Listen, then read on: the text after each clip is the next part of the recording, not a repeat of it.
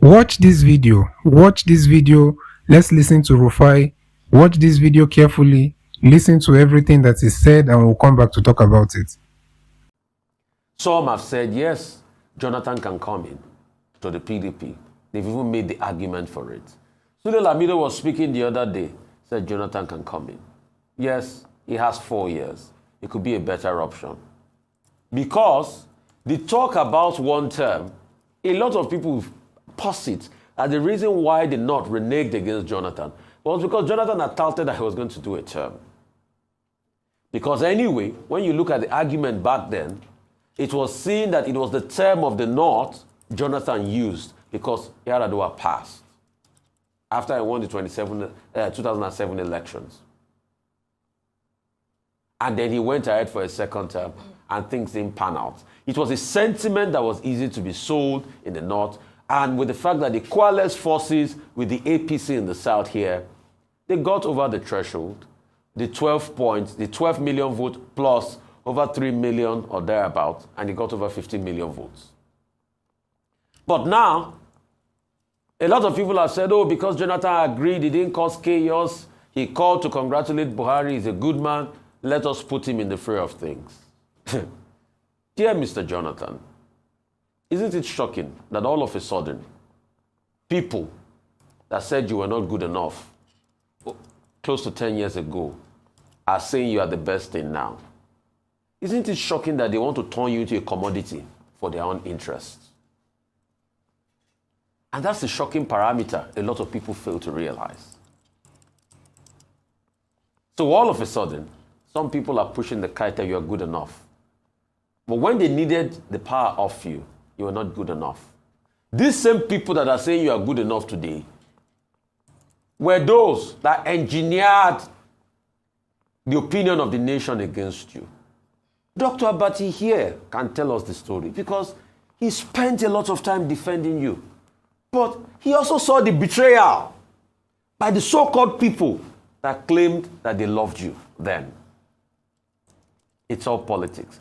For me, what saddens me is that since this political argument started among all the candidates, and today I want to berate all the candidates that are saying they want to be president, we have not heard any one of them say, let's debate on how we are going to solve the great problem of power. We are not hearing them debate about approach to solving the problem of education. We are not hearing them debate about the best approach to healthcare. All we hear them talk about is, this one is from the North, he has 4 years to go, it's from the South, and all of that. Question is, when are the issues going to be the front burner? Okay, first, on the question of the so-called split in the PDP between President Jonathan and Mr. Peter Obi being invited by some stakeholders in the PDP to join the PDP. Well, the issues are as follows. One, the point about President Goodluck Jonathan is still very much at the level of speculation and academics. President Goodluck Jonathan himself has not come out frontally to say that he's seeking accommodation either in the PDP or in the coalition or the ADC. Now, we will need clarity on that because he himself must come out publicly to say this is where I stand. However, as a former president, like all existing, living former presidents of Nigeria, it is natural that you'll be interested in the process. However, what is the issue? The issue is that we are being told that he's been pressured, either from the APC or from the PDP or from the ADC or from whatever other political parties to take an interest in the 2027 election. Now, until we hear from him, I assume that everything else is speculative and academic. Having been involved in the political development of Nigeria to the level to which he has been involved, we will expect that he will come out and say, well, this is where I stand in this matter. And then people can have clarity. Otherwise, every other thing is just academic and speculative. That's my first point. The second point, let's interrogate the details. Now, if President President Jonathan suddenly decides to join the PDP, which PDP is he going to join? The same PDP that is in ICU, the same PDP that is in the vice grip of Nyesom Wike, or the same PDP where they are also winning Mr. Peter Obi. Mr. Peter Obi is on record as having said previously that if President Jonathan, who is his benefactor, is running for the presidency of Nigeria, he will not. He will concede to his former boss and political godfather. So there are strands to it. The other major strand to it is that since President Jonathan left power, he has gained in terms of prominence, acceptance, popularity, even regret on the part of the people who once opposed him. Internationally, he's a major international figure in Nigeria today. If you are looking at former presidents of Nigeria who have projected this country internationally, you will talk about Baba Obasanjo and you will talk about President Goodluck Jonathan.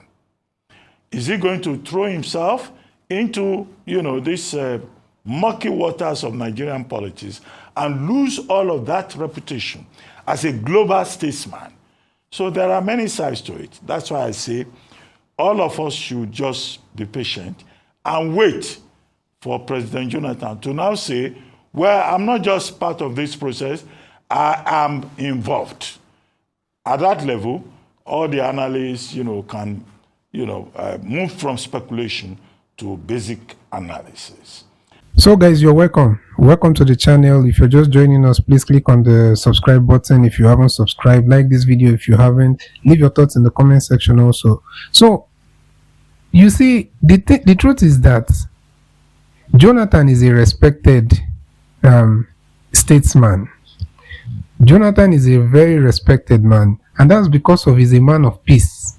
He has proven to the people that he is a man of peace. Is a man that is not desperate to become or to be in power. He's not a desperate politician. He has shown that. But however, with all these narratives that usually come out, especially during close to elections, it seems like these people don't want to let Jonathan rest. They don't want him to just relax, because they keep on bringing his name up. When he was there, they all came together to bring him or to take him away from his position. They all came together, including the people that is in power right now and the people that are claiming that they want to take over from their former colleagues or from their former associates. They all came together to make sure that Jonathan does not win the election. So, but what we want Jonathan to do is let these people know straight up that they can't use your name to be doing all of this. And if you're interested in running, there's nothing wrong with somebody showing interest, especially for someone that has been the president before. So there's nothing wrong with him, but he should declare it boldly. But all this thing of just letting them talk and talk and talk, maybe that's his own way of dealing with the whole situation, or letting them just, do their political circus. But it will be better for these people to stop trying to use Jonathan's name every election to try and push their own narratives. And like I said, there's nothing. I believe that Jonathan is one of the best presidents. That's just my own opinion. If you disagree, that is your own. He's not. Of course, he's not perfect. Is any of them there currently perfect? But you can tell that Jonathan is one of the best that Nigeria had if the system, especially it would have been much more visible if there was not that vicious and barbaric kind of opposition that they brought against him. You can tell that he would have even transformed the country to a much more better state. So I have respect for Jonathan. But this thing of whenever election is coming, they start using his name. Jonathan has not come out to say anything, so you can't actually blame Jonathan or point fingers. But what we are wishing for is that he will just make his stand clear so that these people cannot go further with their narratives. You remember that's how they said during the last election, that's how they came and they even went to visit him and tried to tell him to run and all of those stories. So, and that is the message that Rufai is sending directly to Jonathan. These same people that are claiming that they want him and all that is the same people that fought hard, some of them in the most ungodly and the most barbaric way, to get him out of there just because of they wanted to push their own agenda. So Jonathan, we respect Jonathan, we love Jonathan. He's a man that chose peace. Some people that even have reservations against him, especially from the south, will say, why didn't he stand and take power? And it's so easy to say than to actually do the work that comes with it. You should take power for who? These same southern people that some of them, even people from his own region or his community, or some of them even turned their back against him. Some of them fell for the propagandas. Some of them fell for the lies. Some of them fell for the media smear campaigns. Some of them even participated in it. These are the same people that he should take power and he should hope that they will all come out and support him. So the man calculated the whole thing. He knew that when push comes to shove, even the same people that are saying you should have stood strong or you should have take power by force, many of them will not be there. Many of them will not be there. And he took the initiative to make sure that there is no devastation, there is no tragedy that will occur in large scale for the people of the country, whether you're from the north, from the east, from the west, from the south, wherever. And that is a leader that values the life of his people.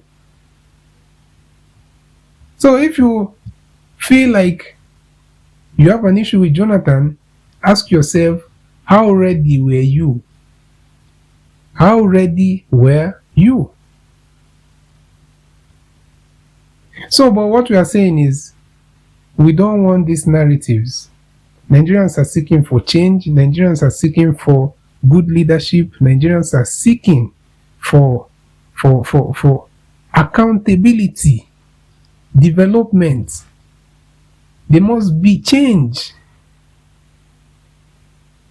So Nigerians should not be distracted, or we don't want to be distracted by all this propaganda and all these stories and all these kind of cooked up narratives. There's nothing wrong if Jonathan wants to run, but he has to declare it boldly and make his case known. Then people will be sure of what they are doing. Thank you guys for listening to this. Please don't forget to subscribe if you haven't. Like this broadcast if you haven't. Leave your thoughts in the comment section and I will see you next time.